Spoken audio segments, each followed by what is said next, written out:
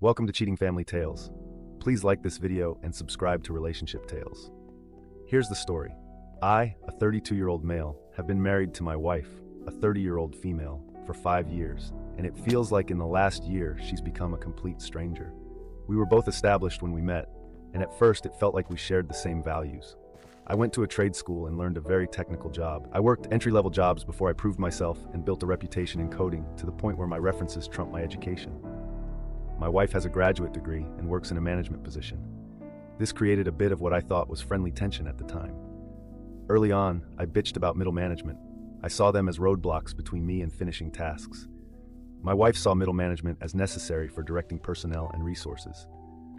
Personally, I was stuck with a bad string of managers who thought code developers were modular and replaceable. They set unreasonable deadlines, promised features to clients, and created scope creep. Every time I told her about the next boneheaded thing my manager instituted, she always took his side. Note, she never met him. He sees things you don't, she says. After about a year of dating, I learned to stop telling her about my day at work if it didn't involve days off or raises. I always felt like she resented the fact I didn't go back to school for a 4-year graduate degree. She pushed about it early on before marriage, but when I broke down the loans and debt, she dropped it. She was relatively debt-free when we married, as was I. As I said, we were pretty close in earning power as well. About 2 years ago, I started working for a company that had an owner who talked to me directly. He saw value in me and my potential. I now make 50% more than my wife, and my manager is a guy who works well with me. While not a technical lead, he embodies what a scrum master should be. I would say he knows how to stay out of my way, but that makes it sound adversarial. He's a great supervisor. The first 4 years of marriage went great overall. I didn't complain about managers from work, and she didn't push me to dump thousands into a piece of paper in debt. We had fun, went on date nights several times a month, shared hobbies, cooked together, read books together, and watched movies together. When the first lockdown hit, we both worked from home. Our house is really nice, with 3 spare bedrooms for if we eventually had kids. One was already converted into an office for me, and when the lockdown started, we converted the second one into an office for her. We both telecommuted, but we both had very different philosophies about it. I would get up, make breakfast, shower, shave, dress in a suit, then walk into my home office. I hate suits and ties, by the way, but it does put me in the mental state of, okay, this is working time. My wife, however, rolls out of bed, eats breakfast, brushes her teeth, puts on a t-shirt and sweatpants, and goes into her office with the iPad to play Candy Crush between emails. I guess I see it as work from home, and she sees it as work from home. I digress. It's the weirdest thing how proximity can create distance. She has several meetings a day, and I can tell because she keeps her door wide open and I can hear them.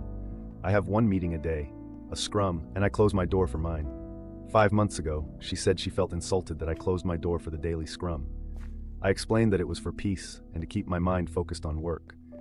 She said she felt like I was hiding something and tried to keep up our hobbies together, but she brushed it off as, we see each other all day. I should have pressed, but I didn't. I treated the lockdown as temporary, and maybe I shouldn't have. It got really bad when her company instituted a partial office reopening. She jumped at the chance to be part of the 50% of the company back in a rearranged office to allow social distancing. I don't blame her. I miss working at the office too, but my company hasn't opened up the offices yet, and as long as I have access to my development environment, it really isn't needed. I think several of her other coworkers got into her head. She would stay after work to hang out with them and have drinks at a coworker's place. I pressed and wanted to know more, but she was secretive and guarded. She became colder and colder too. It felt like I had a roommate and not a wife at that point. Last month on a weekend, she put her old iPad on the desk and said, "Can you wipe this? I want to gift this to my niece." I shrugged. I often do that sort of thing for the family and didn't think much about it. Off she went to another company gathering, and I switched on the iPad. Maybe my wife was becoming so brazen. Maybe she thought I wouldn't check it and just do a factory reset. The point is, I checked it and saw her messaging app pics and videos I missed with her boss. They've been having an affair for 2 months. I can't describe the feeling in my veins. It was like my blood turned to ice. It reminded me of the scene in Equilibrium where the polygraph flatlines. I copied everything, packaged it into cloud storage I use for development projects separate from work, and started looking for a lawyer. I didn't confront her at first because I wasn't sure what I would do. The new sensation in my body felt like I was both numb and walking through water. She didn't notice or didn't care. By that point, we were already in a dead bedroom. I contacted a lawyer, and he wanted to keep investigating and told me to keep my mouth shut. He suggested I get a private investigator and recommended a good one. For the last 4 weeks, we were gathering evidence and he was preparing the file for divorce. Be patient, he kept telling me. Yesterday, my lawyer told me he had the filing almost ready. Our state is at fault, and I got photos, videos, plus texts. It was pretty much a slam dunk. Then last night, I don't know what happened to me, but the ice turned to fire. She came home late, of course, and I don't even remember what she said to me, but I went off. I said I hoped it was worth it with her boss. She turned to me, nasty and vindictive. She said I wasn't there for her emotionally. I was just lounging all day at home. Even if I was earning the lion's share at home, I wasn't intellectually stimulating. I told her I had a lawyer, and she laughed. She said my blood was pathetic. There was no way I was leaving her. That even if I divorced her, she would get half my paycheck. If I stayed with her, at least I would get to occasionally have sex, so I shouldn't mess this up. She was a different person. I said to her, that's not a marriage. She laughed again. Honey, this is the 21st century. A woman can have her cake and eat it too. She laughed again and went to bed. I emailed my boss and said I needed a week. This morning, she left as I was getting dressed and only said, don't wait up. I went to my lawyer's office and he said he had the papers ready. He had a process server with him and asked how I wanted the papers served.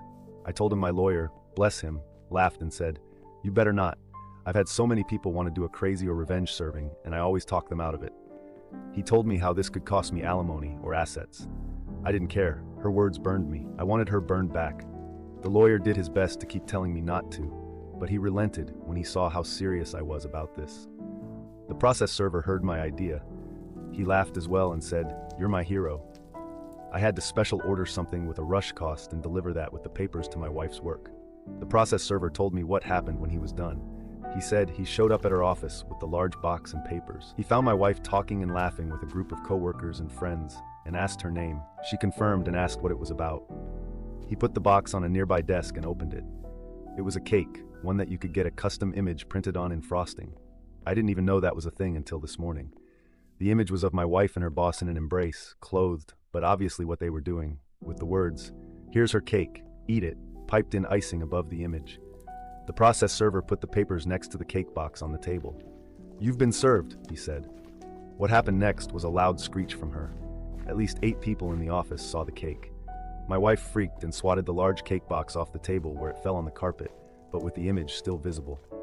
Several of her coworkers started berating her, and she started crying and screaming. The process server took a hasty retreat. My phone blew up, and I just kept sending her to voicemail. I didn't bother reading her texts. She hasn't come home, but her mother texted me saying she is going to stay over there for now.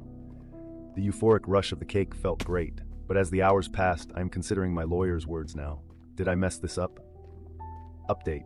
I'm still off from work. My boss decided to give me 2 weeks instead of the one I requested. Good man he is. I've already split our savings in half, put my half in an account in my name, and changed autopay for the mortgage, credit freezes, etc. Everything my lawyer advised me to do with the household funds. First off, we have no kids. Second, I'm seeing a therapist to help me. I found one that is well versed in helping with infidelity. I've seen him twice, and I am feeling a lot more balanced out. Still some weird low points, but nowhere near the same amount of swing between the two.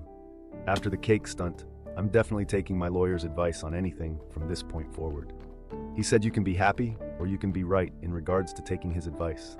And I get that now. He told me that if my wife wants to return home, I'm not legally allowed to kick her out, but I should record all interactions with her. She's not staying at home again, still at her mom's, but she did want to come by to talk. I said I would prefer if she wanted to talk to have it done at his office with her own lawyer present, as well as himself. I presented this to her in an email, of course, and she responded that she didn't have a lawyer. My lawyer said, barring showing up at his office to have witnesses and record the meeting, I let my wife know this was my condition for talking with her. She actually accepted, so I had 2 mutual friends come in, all 3 of us with our phones on the table ready to record. She came in and tried to give me an awkward hug, but I just held my hand up and the phone started to record. As the 4 of us sat down at the kitchen table, she was actually apologetic. She said she felt like she was watching a movie versus being in charge of her life, but it felt thrilling and with a rush. She asked if I wanted to know why. I said I really didn't care at this point. She felt that she owed that much to me and told me she said that when she started going back to the office when it reopened, she got really close to 3 female coworkers, each a few years older than her, and 2 of them divorced. She said they wormed their way into her head and told her about how she owed more than she was getting. They asked her constantly about her home life. The ringleader apparently was psychoanalyzing me from my wife's stories. My wife told them about my issue with managers back in my early career, and the ringleader took this to mean I'm threatened by educated people. The ringleader told her that I was a submissive male and that she needed a take-charge man in her life. That if I found out, I might have shouted and threatened, but get in line. My wife still has her job for now, but only just. The people who saw the cake were my wife, the 3 witches, her affair partner, and according to her, 2 other coworkers who were lateral to her. The boss immediately ended the affair, told her to only communicate with him by email, and that if she ever tried to show up in his office alone, he would call in a coworker immediately. The 3 witches turned on her immediately and publicly berated her for doing such an awful thing. The other coworkers, according to her, didn't want to get involved with her soap opera, so no reports to HR. She said her 3 friends doing a 180 on her immediately sort of shook her out of her fog. She seemed really ashamed and said she had to ask for $5,000. I was confused because there was money left in her account. I made it a point that she had it, she was living with her mom, and she didn't have any major expenses. It turns out the ringleader and the other 2 witches wanted to be paid for their silence. They're blackmailing her and giving her a deadline. Otherwise, she was pleading for help. I told her that there was no going back to normal after this. Everything will change. That if she bends now, it will be more money later. Best for her to report herself, her boss, and her co-workers. It would work better than having sleepless nights waiting for the knife to fall. She seemed to hem and haw on that, but she did finally ask the big question. I told her there was no us. That's done, and she best gets herself that lawyer to go over the divorce. The best I can do is tell her how to handle her work situation, but she most likely needs to find another career after this. I also said she needs to go to therapy herself, because someone who could go from laughing in my face to pleading for help a week later needs help sorting themselves out. She pointed out the cake, and all I said to that was, yeah, and I am seeing someone for that. She left soon after that. No word on whether she will follow my advice or try to pay her coworkers blackmail. Why is it always the coworkers? My boss decided to tell everyone we could get off at noon today for Good Friday. I'm doing a lot better. I'm still seeing an individual therapist, and last weekend I drove out into the rural roads to unwind and saw a dog breeder as I was driving by and was curious, so I stopped in. He was an Asian fellow and had a breed of Asian dogs I've never seen before. He was telling me about how they were extremely loyal and brave. After playing with a few of them, I'm considering going back to buy one, even if they are extremely expensive. I believe they're called Jindos. My wife always entertained getting a dog, but she never found a breed she liked. Anyway, the wife still has not moved back in or made any direct attempts to contact, but she did get a lawyer. My lawyer called me and said something like, "Buckle up, you're going to visit a marriage counselor." I said I didn't want to see one. The divorce was happening no matter what. He agreed, but then said, "Normally I'd tell the other attorney to pound sand, but now I have to paint you as a reasonable person, so you have to entertain reasonable requests. This is why you should listen to your attorney." If I held back my anger, I would have been able to ignore this request. He did give me advice for this session. Don't admit fault, don't concede I failed anywhere, don't agree to anything, not even a second session. Just attend this session, and if I wanted to still divorce, answer questions as neutrally as possible. Don't yell, don't shout, don't accuse. The visit, if it could be called that, was via Zoom. Me in my home, my wife in her mother's home, and the counselor in what appeared to be an office. It was interesting. The counselor was interested in spreading blame. Surely you could see how distance could create a need. I simply said I don't agree. It takes 2 people to create a rift in a marriage. Yeah, she and her boss are holding on to this as staying in the past. There could be a wonderful future. Past behavior is a good indicator of future behavior. Stuff like that. I wouldn't pretend for a second that I played mind games or ran circles around her, because I didn't. I just didn't engage more than I had to. It was 2 hours of her and my wife just trying to make me take even 10% of the blame so she could say, "See, it was both of your faults, now let's rebuild," or something like that. Near the end of the session, the counselor asked me why I was acting so cold. "Did you know infidelity can create the same mental damage as PTSD?" The counselor said. I heard something like that before. Yes, the session's time was running out, and I was about to sign out when my wife asked if I was good with attending another session next weekend. I said I didn't think that was a good idea. She then begged what it would take for me to agree to a session next week. I said good night and signed off. Now I'm just waiting to see what the next reasonable request is that I can't turn down, just so my lawyer can paint the picture that I'm a well-adjusted guy who had one outburst of bad behavior versus a trend of bad behavior. Unfortunately, This was the last update before the user stopped posting. He hasn't posted any more updates regarding this story. If any future updates come into this story, I will make another video on it, so make sure, and if possible, hit the like button. Thanks for joining us on this chapter of Cheating Family Tales. If you were moved by these stories, hit that subscribe button and ring the notification bell. Don't miss out on the upcoming emotional roller coaster of relationships. Your support means the world, and we can't wait to share more compelling tales with you. Until next time, remember, every relationship has a story worth telling. See you soon.